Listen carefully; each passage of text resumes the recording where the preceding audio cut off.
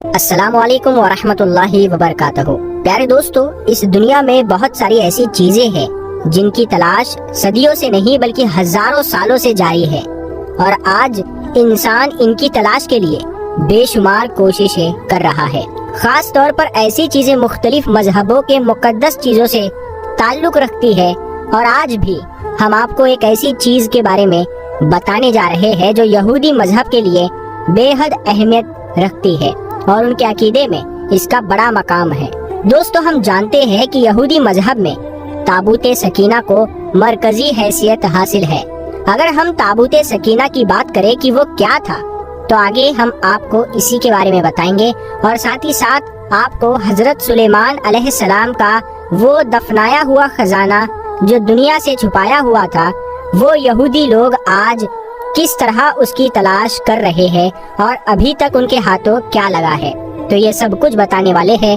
بس آپ اس ویڈیو کو پورا ضرور دیکھنا۔ پیارے دوستو، ایک مقدس شہر جسے بیت المقدس یا یروشلم کے نام سے جانا جاتا ہے، اس شہر کو دنیا کے سب سے پرانے شہروں میں سے ایک مانا جاتا ہے۔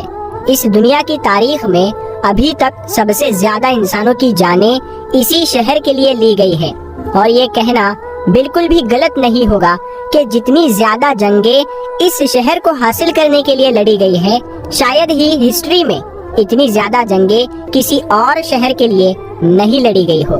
دوستو، اس شہر کے بارے میں یہ بھی کہا جاتا ہے کہ اس شہر کا ذرہ ذرہ مقدس ہے۔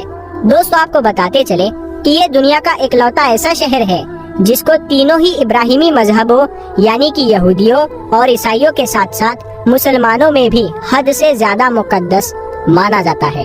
تو دوستو، دراصل تابوت سکینہ کی اہمیت کی داستان حضرت داؤد علیہ السلام کے دور سے شروع ہوتی ہے۔ یہ وہ تابوت تھا جس میں بنی اسرائیل کی جانب بھیجے گئے پیغمبروں سے وابستہ تبرکات رکھے جاتے تھے۔ جب حضرت داؤد علیہ السلام کا دور آیا تو اس وقت اللہ رب العزت نے یہ بشارت بذریعہ وحی نازل فرمائی کہ تابوت سکینہ جس کے پاس ہوگا وہ کامیاب ہوگا۔ اس وقت تابوت سکینہ بنی اسرائیل کے دشمنوں کے پاس تھا۔ اس تابوت سکینہ کو حضرت داؤد علیہ السلام نے حاصل کیا، اور اسی وجہ سے انہیں اللہ رب العزت کی مدد اور نصرت حاصل ہوئی، اور انہوں نے دشمنوں پر جیت حاصل کر لی۔ اس تابوت سکینہ کے ساتھ ساتھ ایک اور چیز بھی ہے جو یہودی مذہب میں بے حد اہمیت رکھتی ہے، اور وہ ہے حضرت سلیمان علیہ السلام کا چھوڑا ہوا وہ بیش قیمتی خزانہ جو ان کی وفات کے بعد کسی جگہ پر چھپا دیا گیا تھا۔ پیارے دوستو، حضرت سلیمان علیہ السلام حضرت داؤد علیہ السلام کے بیٹے تھے، اور ان کے دور میں بنی اسرائیل کو عظیم ترین شان و شوکت اور وسیع سلطنت حاصل ہوئی۔ بنی اسرائیل اس وقت دنیا کی سب سے زیادہ خوشحال ترین قوم تھی، جن کے پاس دولت کی کوئی کمی نہ تھی۔ حضرت سلیمان علیہ السلام کا یہ کھویا ہوا خزانہ جس کے بارے میں آج کوئی نہیں جانتا، اس کی یہودی مذہب میں کیسے اور کس طرح سے اہمیت ہے۔ پیارے دوستو، حضرت داؤد علیہ السلام کے بیٹے حضرت سلیمان علیہ السلام کو اللہ رب العزت نے سارے معجزات عطا فرمائے تھے، اور دنیا بھر کی تقریباً تمام طاقتوں کو حضرت سلیمان علیہ السلام کے حکم کا پابند کر دیا گیا تھا۔ حضرت سلیمان علیہ السلام ہوا پر کنٹرول رکھتے، تمام قسم کے جانوروں کی بولیاں سمجھ سکتے تھے، اور آپ علیہ السلام کا حکم انسانوں کے ساتھ ساتھ جنات پر بھی چلتا تھا، اور وہ بھی ان کے تابع تھے۔ حضرت سلیمان علیہ السلام کے دور میں بنی اسرائیل کی حکومت ایک بڑے ہی لمبے چوڑے علاقے پر پھیلی ہوئی تھی، جس میں مشرق کے وسطیٰ کا تقریباً تمام علاقہ اور مصر سمیت افریقہ کا بھی کچھ حصہ شامل تھا۔ یہی وجہ ہے کہ آج بھی یہودی گریٹر اسرائیل کے نام پر ان تمام علاقوں کو بنی اسرائیل کی وراثت قرار دیا جاتا ہے، اور اس پر قبضے کی بات بھی کی جاتی ہے۔ پیارے دوستو، جب حضرت سلیمان علیہ السلام نے اپنی سلطنت کو اور بڑھاوا دیا اور دور دراز کے علاقے جیت لیے، تو شاہی خزانے میں بے شمار دولت اکٹھی ہو گئی۔ تب حضرت سلیمان علیہ السلام کو اللہ رب العزت کی طرف سے یہودی مذہب کے مطابق ایک عبادت گاہ بنانے کا حکم ہوا، جسے حضرت سلیمان علیہ السلام نے جنوں کی مدد سے تعمیر کروایا۔ وہ پہلی عبادت گاہ تھی جسے یہودی آج ہیکل سلیمانی کے نام سے جانتے ہیں۔ حضرت سلیمان علیہ السلام نے اپنا وہ تمام بیش قیمتی اور وسیع اور خزانہ ہیکل سلیمانی میں بڑے ہی فنکارہ انداز سے چھپا دیا۔ اس کے بعد حضرت سلیمان علیہ السلام اس دنیا فانی کو چھوڑ کر چلے گئے۔ اب چونکہ ہیکل سلیمانی اللہ رب العزت کے حکم پر تعمیر کیا گیا تھا تو یہ یہودی مذہب میں بڑا ہی مقدس ترین مقام تھا۔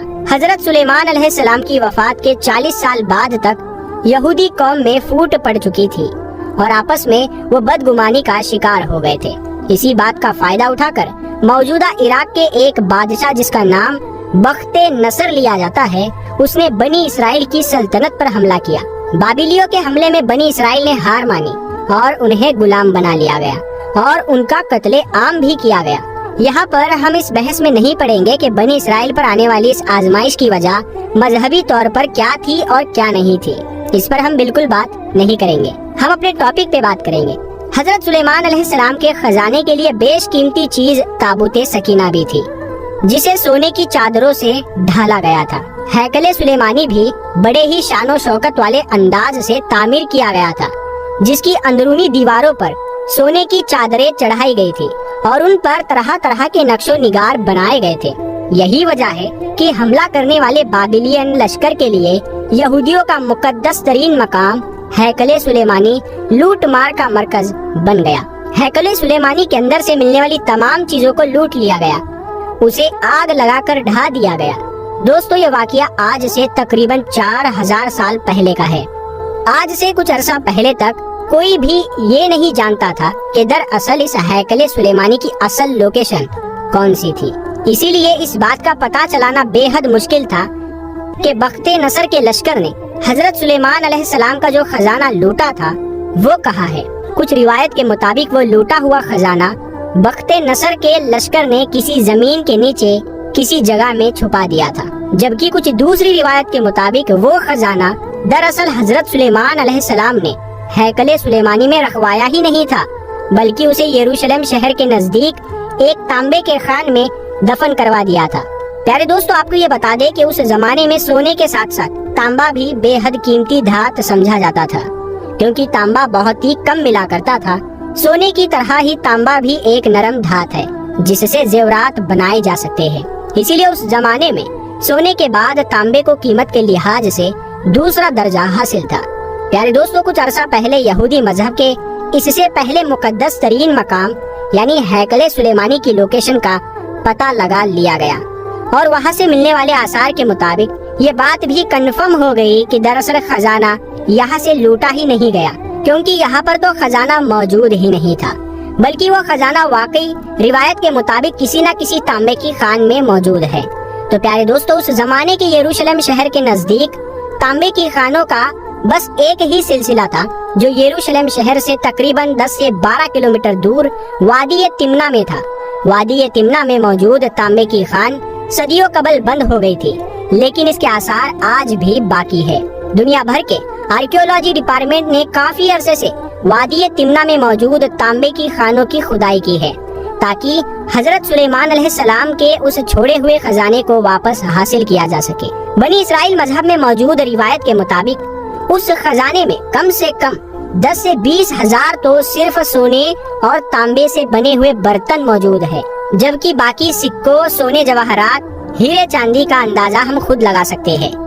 یہ خزانہ اس قدر بڑا ہے کہ جس کے ہاتھ میں دیا گیا وہ ملک راتوں رات امیر بن جائے گا، اور یہی وجہ ہے کہ حضرت سلیمان علیہ السلام کے چھوڑے ہوئے اس گمشدہ خزانے کی تلاش بڑے پیمانے پر زور شور سے جاری ہے۔ البتہ ماہرین کو یہاں پر ایک بڑا مسئلہ درپیش ہے کہ وادی تمنا میں موجود تانبے کی خانوں کا یہ سلسلہ کم و بیش 10,000 سے زائد سرنگوں میں پھیلا ہوا ہے، اور یہ اندازہ لگانا بہت زیادہ مشکل ہے کہ یہ خزانہ کس سرنگ میں دفن کیا گیا تھا۔ اسی لیے باری باری تقریباً ہر سرنگ کی جانچ کی جا رہی ہے۔ آرکیولوجی ڈپارٹمنٹ کو اب تک مختلف سرنگوں کی کھدائی کے نتیجے میں تانبے کے بنے ہوئے کچھ برتن ملے ہیں، جن سے ان روایات پر یقین بڑھ گیا ہے کہ وہ خزانہ انہی سرنگوں میں کہیں پر دفن کیا گیا ہے، مل سکتا ہے۔ اس وقت بھی آرکیولوجسٹوں نے پچھلے 20 سال سے مسلسل باقاعدہ سے ایک ایک سرنگ کا معائنہ کیا ہے، وہ کھود رہے ہیں تاکہ اس کھوئے ہوئے خزانے کا پتہ لگایا جا سکے۔ تو پیارے دوستو، ہم امید کرتے ہیں کہ آپ کو یہ پتہ چل گیا ہوگا کہ ہیکل سلیمانی کیا ہے۔ ہیکل سلیمانی میں نبیوں کے تبرکات ہے، جیسے حضرت موسیٰ علیہ السلام کی لاٹھی ہو گئی، حضرت یوسف علیہ السلام کا جبہ مبارک ہو گیا، اور بھی بہت ساری ایسی چیزیں ہیں جو نبیوں سے ہے، جو نبیوں کی تبرکات ہے۔ تو یہ مانا جاتا ہے کہ وہ تابوت سکینہ اگر جس بھی قوم کے پاس ہوگا تو اس کی فتح ہوگی، وہ دنیا پہ راج کرے گا۔ تو اسی وجہ سے تابوت سکینہ کو ڈھونڈنے کی کوششیں ہوتی رہی ہیں۔ تو ہم ملتے ہیں آپ کو اگلی ویڈیو میں، تب تک کے لیے السلام علیکم۔